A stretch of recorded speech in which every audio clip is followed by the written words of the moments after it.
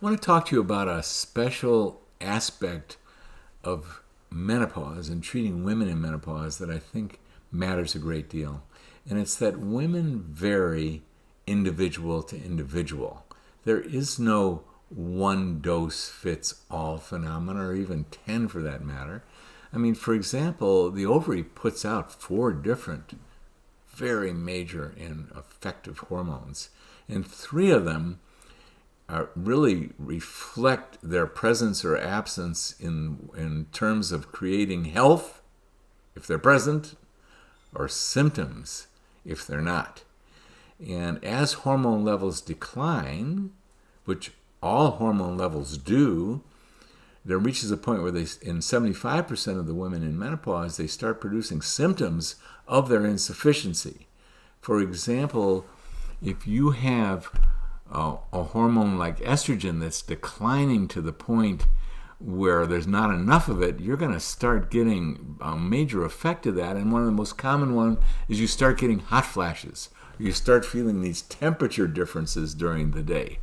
There's plenty of other symptoms. For example, even with estrogen, you may even have some brain fog. Your brain that you're used to having function at a high level, with a high level of clarity, things are a little harder to process up there. And the same thing goes with symptoms of testosterone insufficiency and symptoms of progesterone insufficiency. And we capitalize beautifully on the symptoms of insufficiency.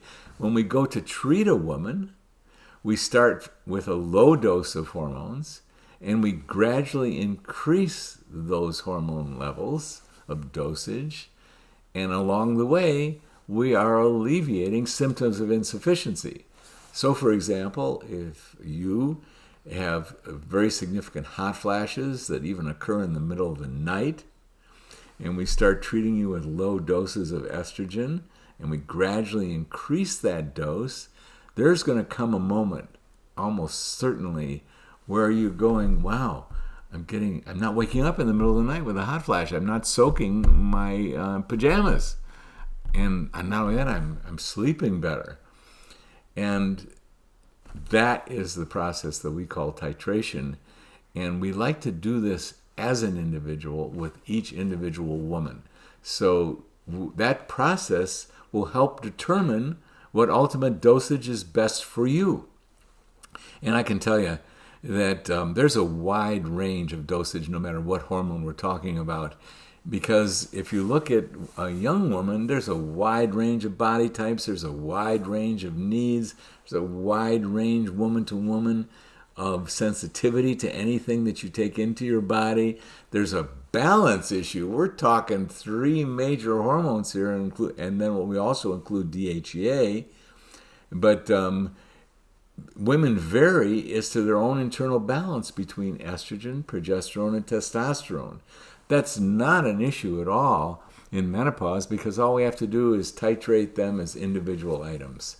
And but at the same time, we want to take the care and the time to dose determine for each one of those. And then ultimately what we do is we confirm by 24-hour urine hormone testing that you're in the optimal zone. And most women are going to be super close to that optimal zone, if not absolutely in it.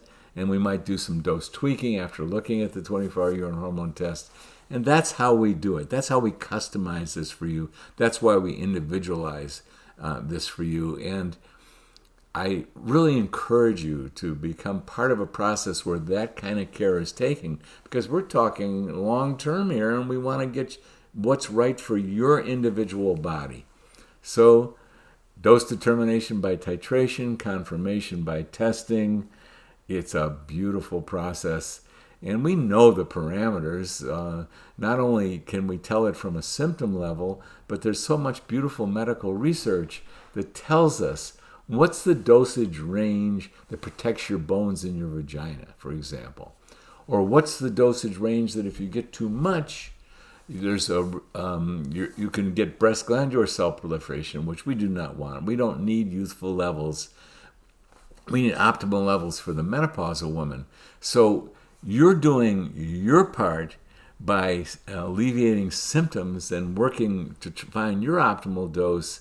And then we bring in testing and the parameters established for safety and efficacy, effectiveness from the medical literature. And you got one really beautiful process that can put you back on track and get you scientifically, which I tend to love also, into a zone that you can go your whole lifetime with. And so, yeah, welcome to the world of getting menopause right. And I look forward to talking a lot more about menopause in this webinar that we've got up and coming. Best wishes to you all.